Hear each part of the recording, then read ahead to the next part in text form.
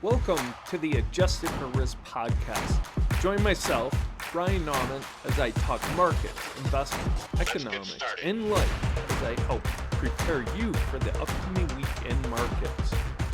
I work for Zephyr, and all opinions expressed by myself and my podcast guests are solely of their own opinions and do not reflect the opinion of Zephyr or Informa, its parent company. This podcast is for informational purposes only and should not be relied on for investment decisions. Hello, everyone, and welcome to Zephyr's Adjusted for Risk podcast.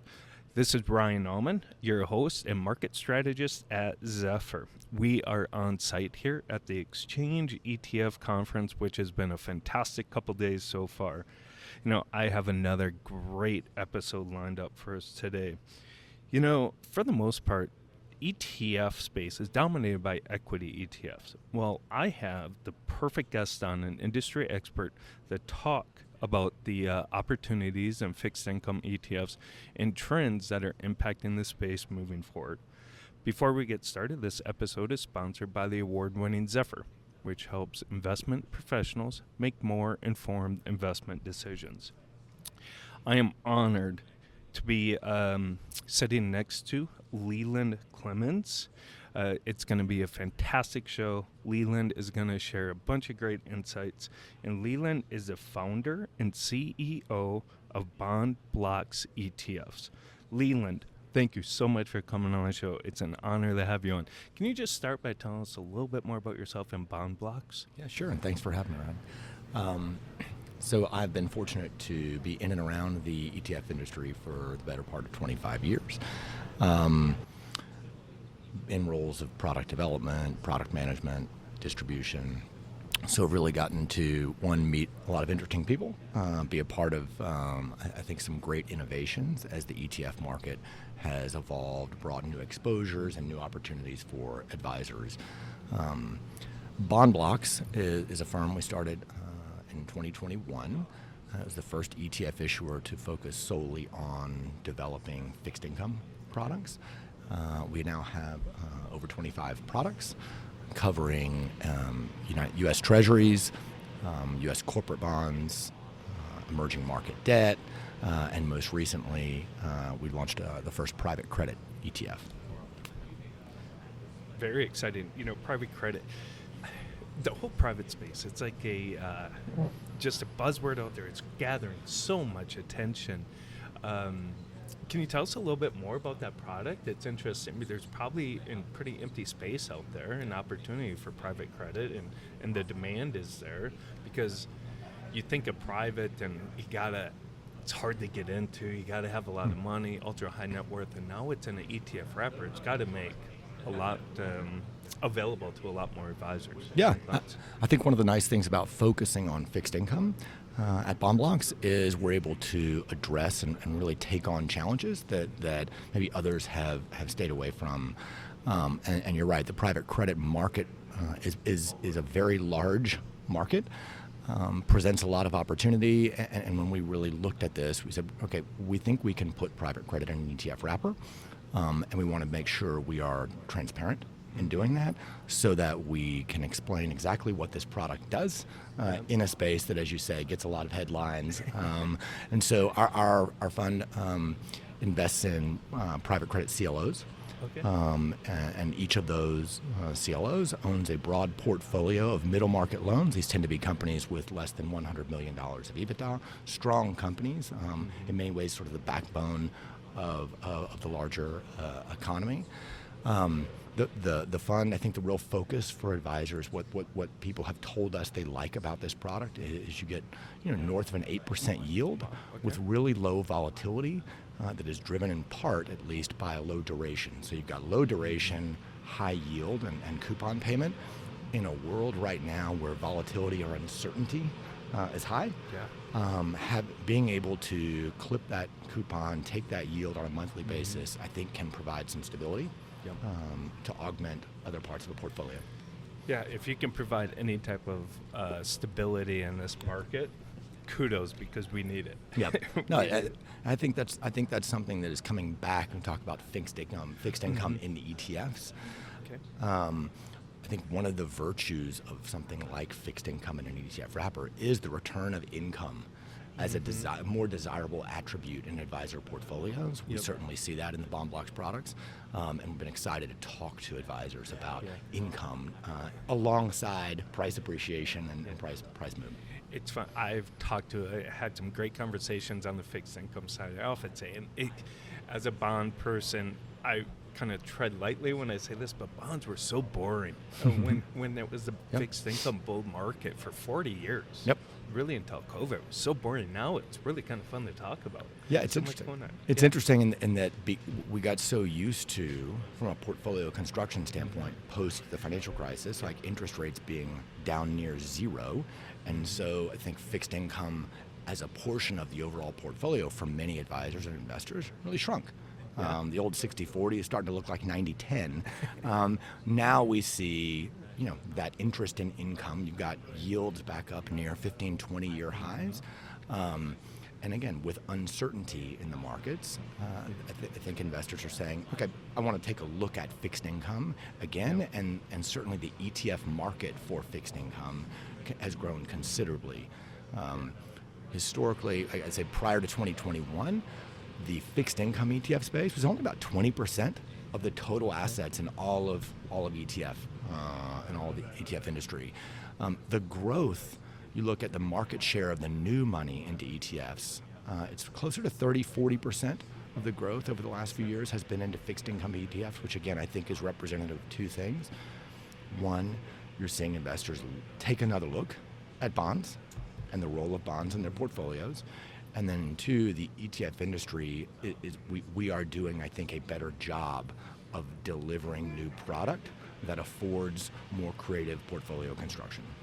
No, that's fantastic, Leland, and you're exactly correct. And let's talk, you talked about 20% a few years ago of the ETF. It's grown. I think, like you said, as there's more exposure, demand, and awareness, asset managers are doing a better job, I think. But why do you think there still is that gap, between equities and fixed income ETF offerings? It's still dominated by equity ETFs. Why do you think there's that gap? Yeah, I think in the first part of an answer would be equities had a head start. So the first equity ETF launched about 10 years before the first fixed income ETF. And so that's a simple part of the answer. I think the second part is a little bit more nuanced, and that's, I think fixed income markets have had to evolve such that you can have an exchange-traded, daily liquid fixed income instrument that trades on an exchange and offers sort of the benefits that we've come accustomed to in the ETF wrapper. The fixed income market has been evolving. You've got electronification of trading, data and pricing has become more readily available and transparent, all of which leads to the development of a fixed income ETF market. And I think that's why you're seeing more choice of products, whether it's active fixed income ETFs or at BondBloxx, we have focused on more precise exposures. Okay. So, for example, within high yield, we have double B, single B, and triple C ETFs. I'm not sure that innovation could have been brought to market 10 years ago, but there's a time and a place to afford investors those kinds of tools. Yeah, that's fantastic, because you're right. If one great thing about equities, whether it's your individual equity ETF, mutual fund, a ticker, whoever created a ticker is fantastic. Right? Fixed income doesn't have that. An individual bond doesn't have that, right? Yep. So it makes it so much more difficult. Now you put an ETF wrapper where there's an easy ticker. It makes it so much easier for investors to gain exposure to it. And for me, I say it often, keep it simple, stupid, especially for me. So the easier it is, the better, and then the more awareness people understand an ETF wrapper. Well, you're hitting on something. There's the amount of creativity and time spent developing the tickers for new product launches in the ETF space is not trivial. We launched our first tax-aware strategy just over a year ago with partners at a firm called Income Research and Management out of Boston, and it's a really compelling strategy that it's actively managed. IRNM optimizes for after-tax returns, moving between taxable and non-taxable bonds and sort of overweighting and underweighting the portfolio. But the ticker is TAXX, and we spent a lot of time trying to optimize for what's the right ticker to be clear, right, in messaging, because that actually is, I think, important. You investors, you want to be able to articulate what the strategy is and then make sure you do that underpinning the portfolio. And I think that will be incredibly important as the ETF industry continues to evolve, making sure there's integrity between what you say a product is going to do and what the product does. We believe that really strongly at BondBloxx, and I think it's important for our industry as a whole. Leland, you're exactly right. At Zephyr, we work a lot with asset managers to help them tell that narrative. But it's not just about telling the story, telling the narrative for the sake of telling it. You got to do it with integrity. Yep. You got to make sure those analytics, whether if you're saying that you have stability, reduced vol, drawdown reduction, you got to make sure those numbers match it. Yep. And if not, then maybe you got to change your story. It's very important. Yeah. So when we launched our private credit ETF back in November, as the prospectus says, we own 80% of the portfolio is in private credit, and today we own 83% of the portfolio is in private credit, and it's been that way since we launched the fund. That's, I think, that's why investing in private credit through CLOs, as an example, is really important. They trade like bonds, right? We can assemble a portfolio of those private credit CLOs on a daily basis. And so just not cutting corners and making sure you're doing things the right way, I think, is how, as an ETF industry, we credibly push frontier, right? How do you innovate to the next step? The way you earn the right with investors to innovate is do what you say you're going to do. Exactly. And now it's getting more important too, and we've done a lot of studies on this and talked to a lot of people as effort. Transparency is so important. Investors want transparency. So if you're not doing what you say you're doing, they're going to find out. They're going to find out quickly, and it's going to ruin your brand. So, Absolutely. Very good point. So active versus passive. At BondBloxx, you have both types of products. We do. You know, when I think of fixed income, and because there's so many moving parts, you got duration risk, credit risk, obviously geopolitics, just so many different types of risks, and then you got to think of maturities and yields, and it's a lot more complex than equities. To me, I think it's a good spot for active management. But being that you guys have both active and passive, what's your thoughts on that? For like, if you're telling a financial advisor what fits best for a portfolio? Yeah, it's a great question, and it's a conversation we have with advisors all the time. I think our perspective on this is ETFs can be used to enable an advisor to be active, or you can buy an actively managed product where the investment manager is active within the ETF or mutual fund itself. I do hear that a lot.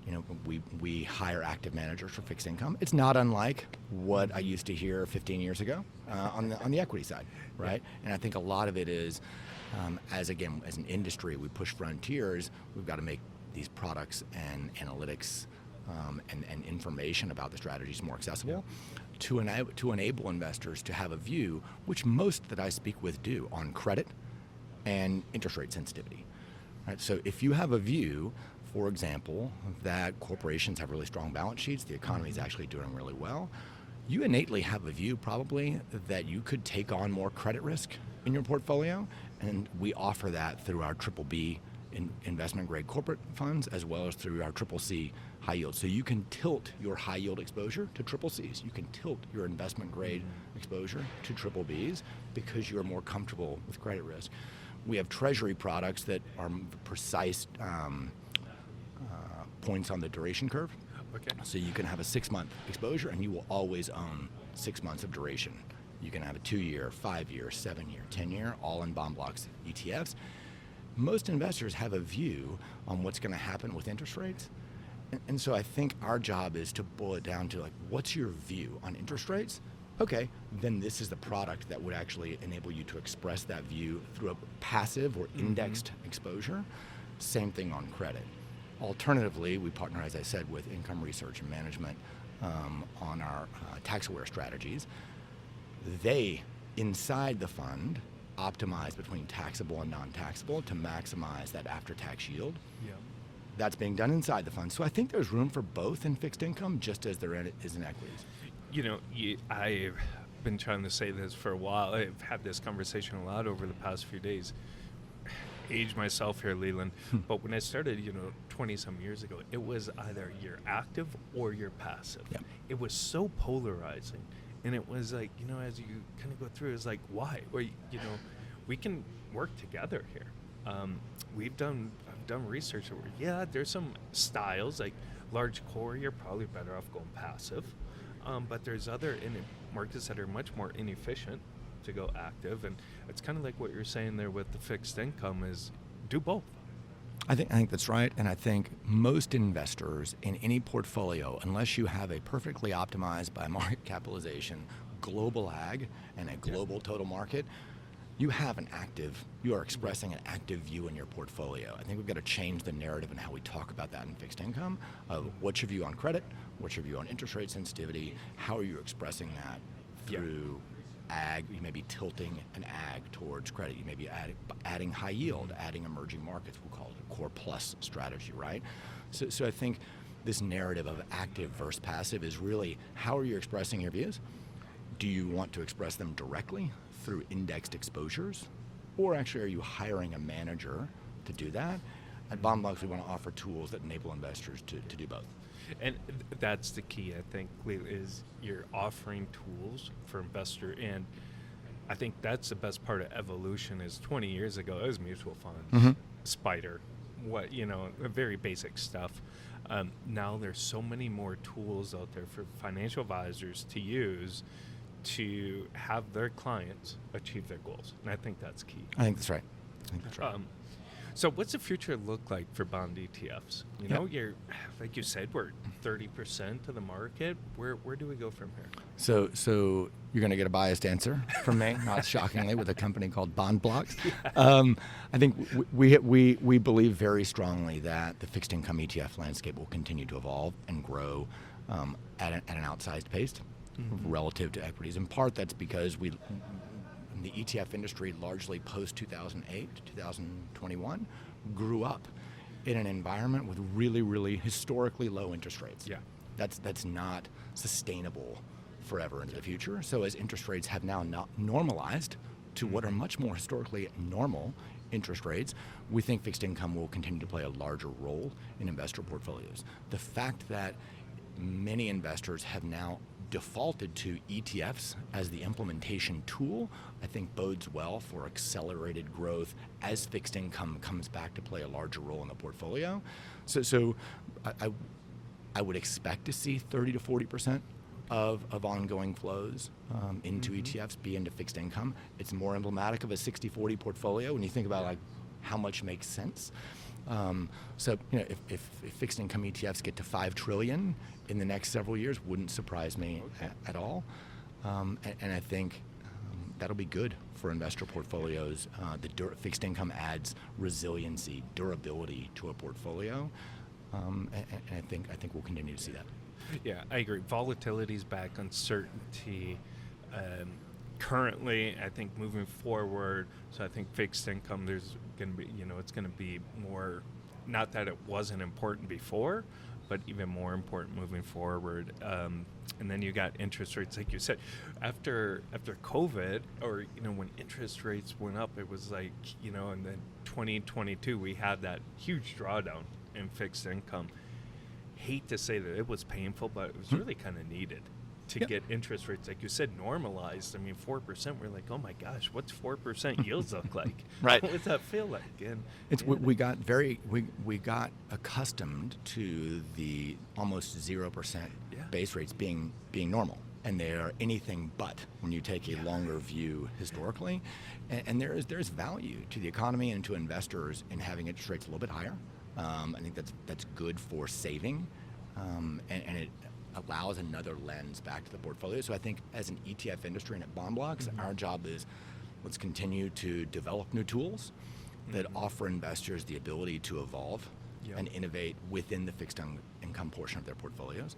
Let's make sure we're doing that with integrity and transparency. And then also as an industry, let's continue to roll out, how can fixed income play a role through model portfolios, right? Which is obviously continues to be a fast-growing part of the ETF industry. I think fixed income models and the fixed income portion of models will continue to evolve and innovate and have more targeted exposures that allow investors to say, I want a model that's core plus and takes on a little bit of extra credit risk because I feel good about the economy. Or actually, I don't want interest rate sensitivity in my portfolio to be as high as sort of the ag. So shorten that up. I think you'll see more of these types of strategies available, better articulation and explanation of how they fit in a portfolio, and I think the analytics around the fixed income market will continue to evolve to empower investors to really dig in to that side of the ledger, to your point, in a way that they're comfortable with equities.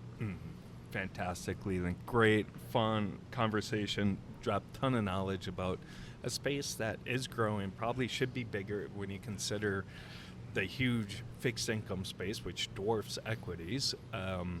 So I think there's going to be a lot of great evolution, innovation coming forward. Leland, thank you so much for coming on the show. Such a great conversation. Where can we find more information about BondBloxx's? Yeah, so we've got a lot of information on our website, BondBloxx'sETF.com, and there's also a way to fill out a form and put in a request to speak with one of our client service folks. We have conversations all day, every day about fixed income, and look forward to having more. Awesome, Leland. Thank you so much for coming on the show, and thank you everyone for listening to this episode of Zephyr's Adjusted for Risk podcast. You can watch all of our other podcasts on the Zephyr YouTube channel, and then give us a follow on LinkedIn and subscribe to that YouTube channel. Thank you, and have a great rest of your week.